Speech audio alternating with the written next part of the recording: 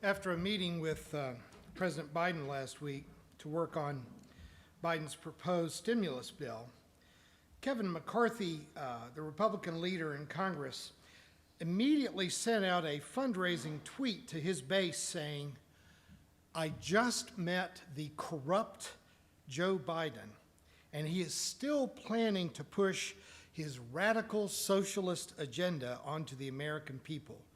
I need every single patriot to step up, fight back."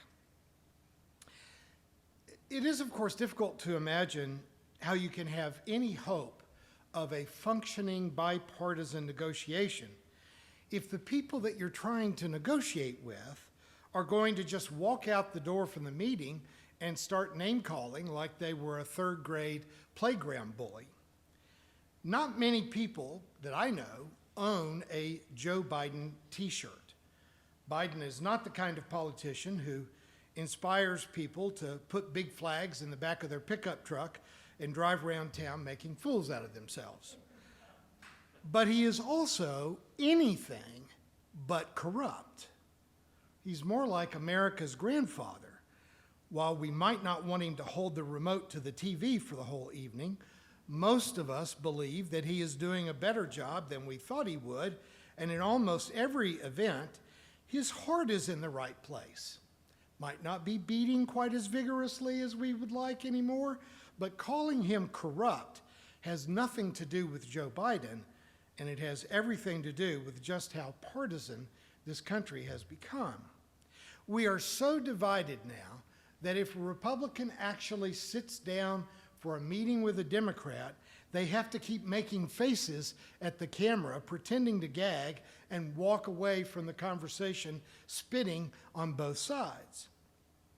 But even more, calling Joe Biden a radical socialist is so unhinged from reality that McCarthy should have choked on the words. It's not that he doesn't understand what socialism is and the varying kinds of socialism. It isn't that Mitch McConnell doesn't understand or that Trump doesn't understand. It's that they know that their voting base doesn't understand. They are playing on the ignorance of the gullible who can be manipulated with these scare words. Socialism has become a buzzword in our public conversations, a word used to describe almost anything that you might propose to do that would actually help people. But I don't want to take McCarthy to task for his absurd hostility today, because all he's doing is parroting exactly what he's heard ever since he arrived in Congress. What I would like to do today is to very clearly and very honestly talk about what socialism is and what socialism isn't, and hopefully to be able to talk about how socialism and communities of faith relate to each other and where we have things in common. Now, this is going to be an unnecessarily repetitive review for all of my peeps, but I invite all of you, both those of you here today and those of you watching online, to share the link from this message to your crazy uncle or any of your friends who use socialism to dismiss things like spending on infrastructure or free college tuition or things like that. It really needs to be removed from the realms of name-calling and put into context of what actually makes America strong and great.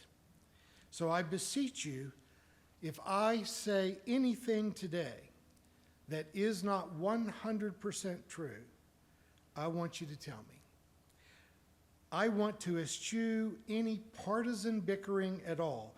Obviously, I'm a liberal, but beyond liberal and conservative, beyond Republican, Democrat, socialist, or anything, I want us to be able to get down to seriously talk about what is true, and get through with all of this deceptive name-calling that just perpetuates the fight but keeps us from making progress.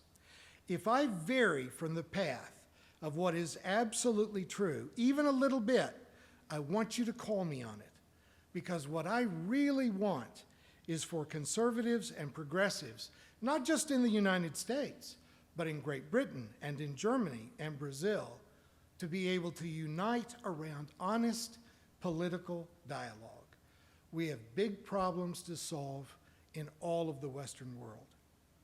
Now, there are many technical ways of defining socialism, and in the most radical form of socialism, as advocated by Marxist-Leninists, that's where the state owns all property and means of production, and the state doles out resources to create a virtual economic equality in the entire population. That comes closer to communism, and there's a lot of people in socialist think tanks who are willing to explain and insist why communism and socialism are not at all the same, and that communist countries that say they have a socialist economy really do not. Conversely, a radical form of capitalism is largely based on Adam Smith's Wealth of Nations, and that would allow for an entirely unregulated economy, ostensibly guided only by the invisible hand of the market, which, unfortunately, leaves the powerful and the rich in a position to be able to use and abuse both natural resources and people, labor, without any boundaries. Virtually every country in the world has rejected both the extremes of a totally laissez-faire kind of capitalism and a Marxist-Leninist kind of socialism. And we are trying to navigate with bits of both worlds to allow profitable businesses to exist while reserving certain protections and certain assets to be held in common by all the people. You cannot, for example, no matter how much money you have, go out and buy a river. And as much as many resorts and private communities try to bend the rule, you cannot buy a beach. Where the ocean meets the land is public, and everybody has access to it. We consider certain parts of the world to be public property. That's not technically socialism, but really the difference between socialism and capitalism is the difference between private profit and public responsibility or public ownership. And while I privately own my home and my yard, I cannot, for example, still go out and pour used oil from my car or my lawnmowers on the grass. I can't just burn toxins and put them into the air that might affect the groundwater or the land or the air around my neighbors. We live in a hybrid world in which we can have private property, but we have to also care for our private property and conduct our business in a way that protects the public. Everyone who is afraid of socialism, almost without exception, still drives on publicly owned streets that are protected by publicly funded police forces. Their homes are defended against fire by a publicly funded fire department, and they shower every morning in socialist water that is heated by socialist electricity, and they often eat meals that include ingredients that are at least subsidized by public resources, and they are protected from poisons in those foods by public agencies that are at least supposed to keep poison out of our food. These things have not always been public, however. There was a time when harnessing electricity was a relatively new idea, and initially people would set up power generating stations and would only run an electric line to the homes of people that could pay to have the line run to it. And it really was Washington Gladden and a number of what were then called social justice preachers who insisted that the labor-saving and safety aspects of having electricity offered such benefit to the poor that we had to string electric lines into poor neighborhoods. But it didn't happen just by the invisible hand of the marketplace. Just like water and just like roads and streets, we decide that there are things that have to be done at a public level and reserving the right for people to privately do other things. We've not even always had a city and county fire department. There was a time, at least in parts of Europe, where firefighters were employed by fire insurance companies. These fire medallions, like this British one pictured here, were displayed on your home. You had to buy fire insurance, put the medallion on your house, so that the fire department would come and put your house out if it caught on fire. However, this came to be seen as a very bad idea. So we generalized that and made the fire department a public service. Education was not always publicly funded, but we realized that the whole of society is better off if everyone has basic literacy and math skills. I'm not even going to riff on clerks that can't make change, but we realized we would be better off if everyone had basic literacy and math skills. Even the most greedy capitalist has to recognize that they need to be able to hire workers who can read and write, and they need to be able to move products and customers around on streets and roads. And they need to be a part of a civilization protected by a national military, local police and fire department, and basic judicial and governmental regulations. The invisible hand of the market does not put out fires. It doesn't build roads or bridges. There is no marketplace without a public, socialist infrastructure. You may have started a business and built it into an economic empire, but you didn't do it on your own, as Barack Obama got in big trouble for saying.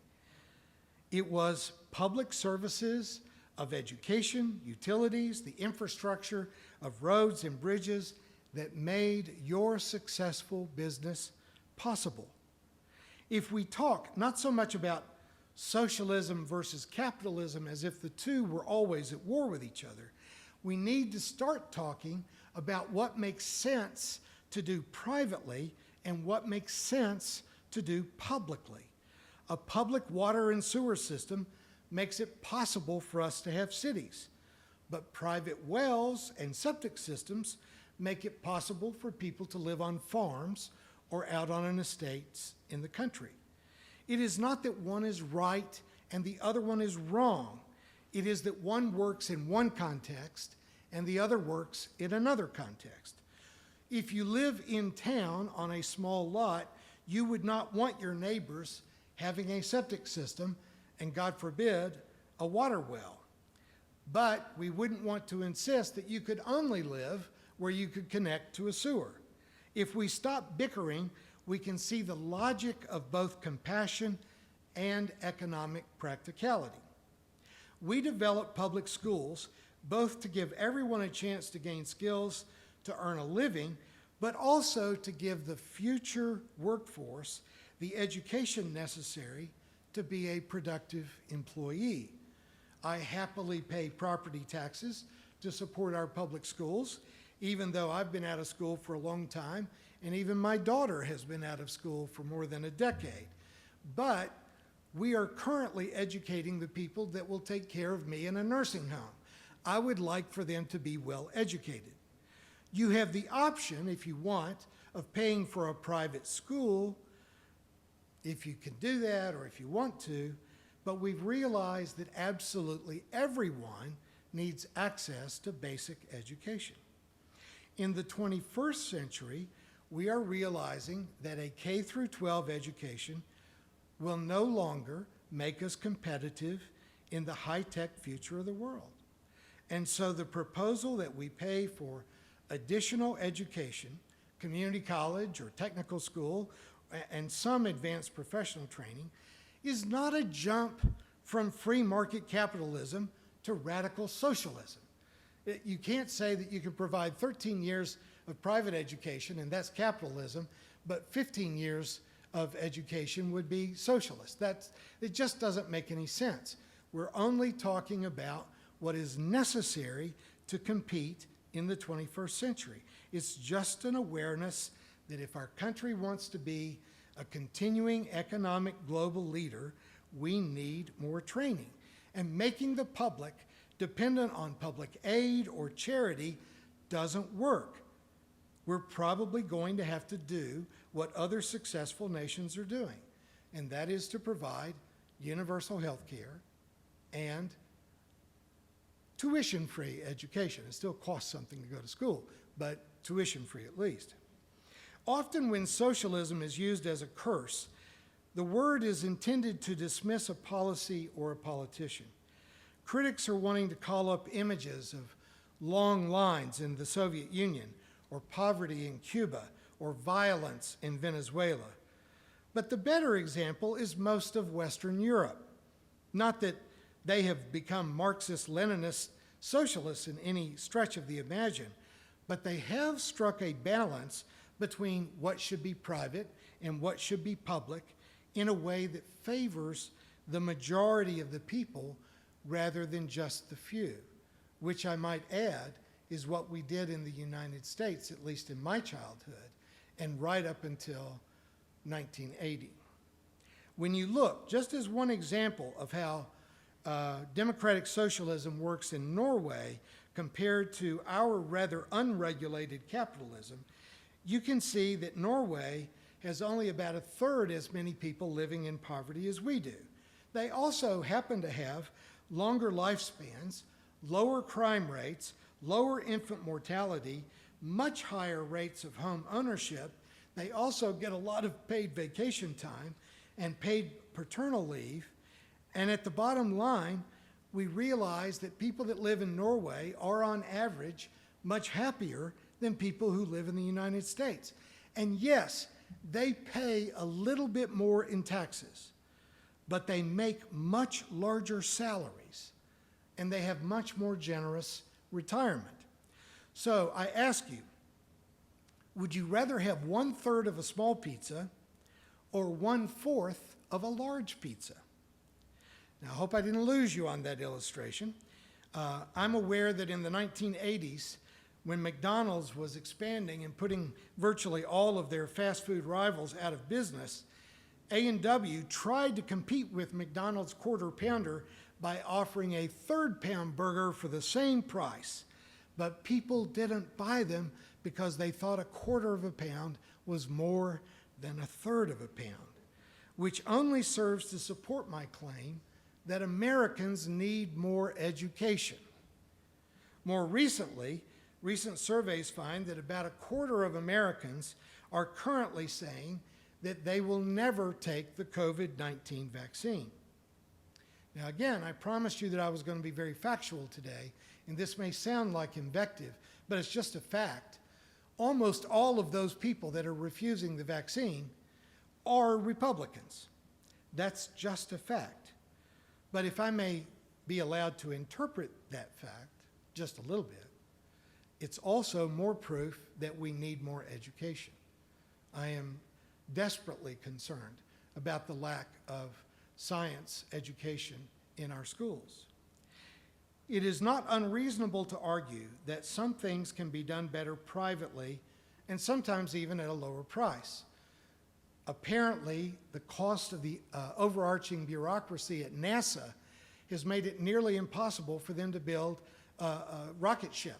So we are turning to private industry to put our astronauts into space. And while private schools are often judged to be better than public schools, we've not found them to be less expensive, and they certainly don't provide all of the mandatory services that are in public schools.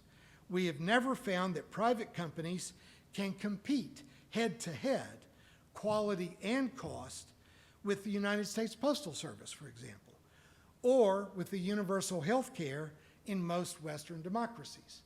Every other Western democracy provides health care to 100% of their population for less money than we provide health care to 80% of our population. We Americans tend to love our private cars, but they would be worthless if we didn't have public streets, right? It's only the combination of private ownership and public ownership that makes the American way of life even possible. What I'm hoping to persuade everyone to see is that we would not be America if we stopped having public services along with private ownership of some things. We've gotten to a point where we politicize vaccination, education, and health care to our peril. If we were divided like this in the 1940s and 50s, we would still be fighting polio. We've got to return to reason. The question is not one or the other. The only question before the American public is, where do we draw the line between private and public? But the title of this sermon is Religion and Socialism. I've tried to pull the term socialism from the garbage heap of partisan political ignorance and to describe the practical and mutual community benefits of a healthy combination of competitive profit-seeking and public property and programs. But let me try to put all of that economic policy practicality under the umbrella of faith. I would remind you that all of the major world religions began with a primary focus on the plight of the poor and the moral demand that the rich and the powerful share resources with those who are in need. If you take their myth of origins seriously, and I don't want to debate the historicity of any of these, but at least the way they even tell their own myth of origins, Judaism began with Moses leading slaves in a revolt against their oppressors so that they could own their own land and eat from their own vineyards. Zoroastrianism began among the slaves in Persia who were seeking a moral context to bring equality to a world that was divided between masters and slaves. Buddhism began when Buddha left the wealth and class of royalty to live among the poor and to teach balance and harmony among all. Jesus preached good news of liberation and justice specifically to the poor and reached out to the sick, the hungry, the poor, and the marginalized foreigner. Even Muhammad sought to end the rival tribal warfare in Saudi Arabia or in Arabia and to get people to live in a united and peaceful world, elevating the role of women and encouraging personal poverty. Muhammad himself lived in a small house and wore ragged clothes. Now, each of these religions were mutated into tools that gave governments the power to control the poor, but that is the exact opposite of how they began and what they were supposed to be. In the 4th century, Pope Gregory the Great reminded Christians that in the gospel, in the story of the rich man and Lazarus, Pope Gregory says, we do not read that he stole the goods of others, but that he used his own goods ineffectively. And avenging hell received him at death, not because he did anything that was against the law, but because he gave himself utterly to an inordinate greed, enjoying his own wealth. He said that the rich passively hold themselves to be innocent even while they are monopolizing for themselves the common gifts of God. Because, Pope Gregory says, the whole earth belongs to everyone. And so if the earth produces wealth, it must, at least in measure, belong to everyone. Now, in modern times, we have invented currency, right? Money doesn't really exist. Money is a concept. It's just a way that we measure a transfer of wealth. We invent a tax system, not just to support a government, but taxes are intentionally redistributive.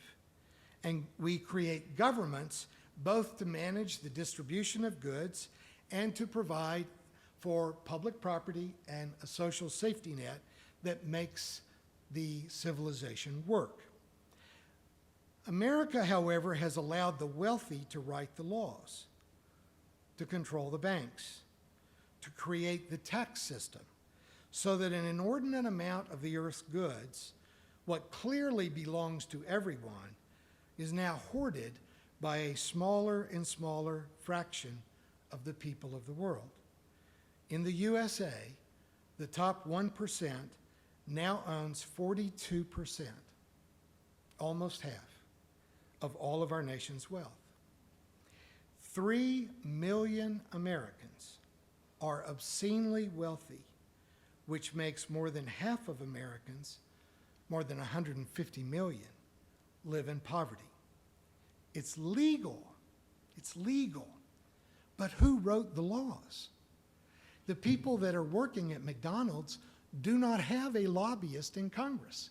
They're not writing tax laws.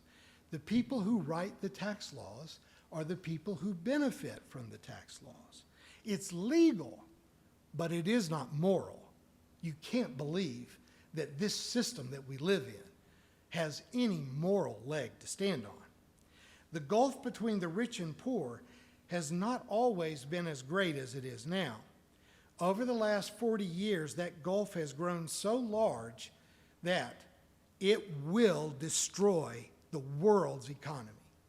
If America's economy falls, the economy of the world will fall. But after 40 years, you start to assume that this is the way that capitalism has to work. It isn't, but many unreflective people think that they literally have to preserve an economic system that creates poverty at the bottom and unspeakable wealth at the top. Our governor in Missouri, and those of you that are listening around the country and around the world, we didn't elect this guy. This guy became governor because our governor that we elected got caught tying up his hairdresser after he had sex with her and taking illicit photos of her. So he had to step down, and then the lieutenant governor, someone that most of us had never heard of, took over. But this governor has recently refused to accept federal money to continue the $300 a week unemployment payments many of our neighbors have received during the pandemic.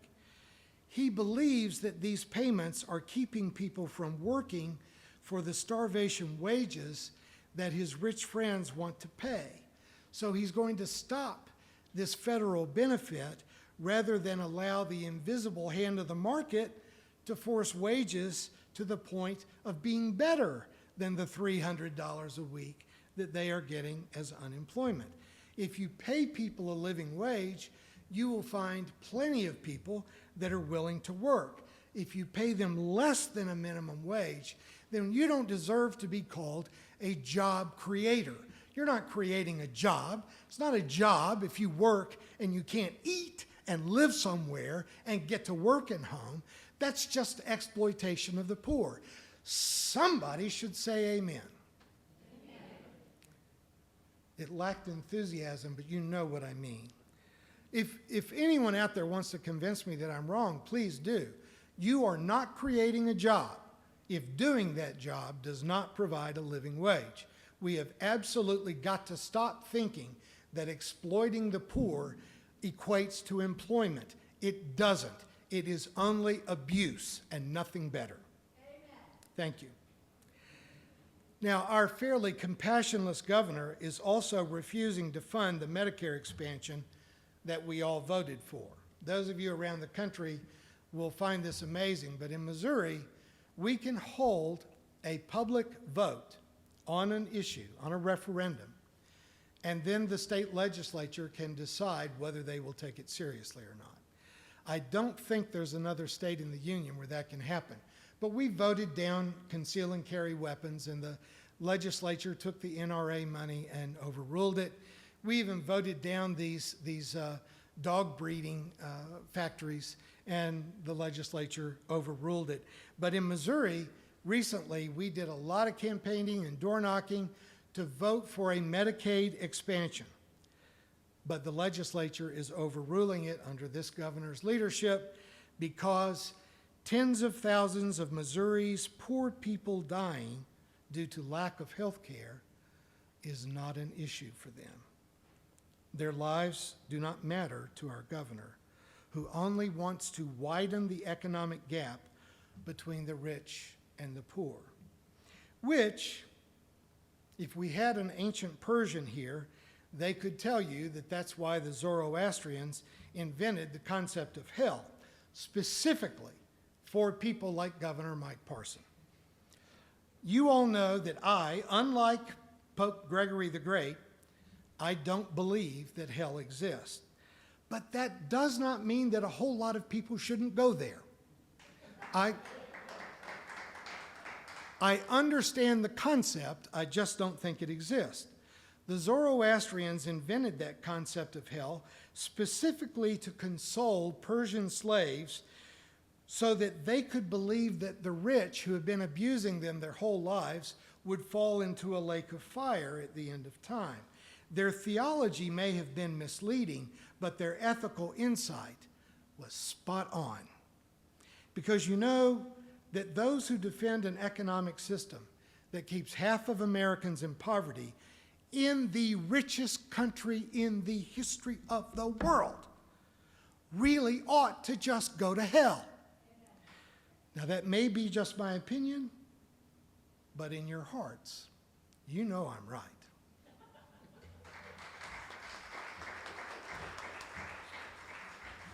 Thank you for watching our videos. We are entirely dependent on the donations of our listeners and members.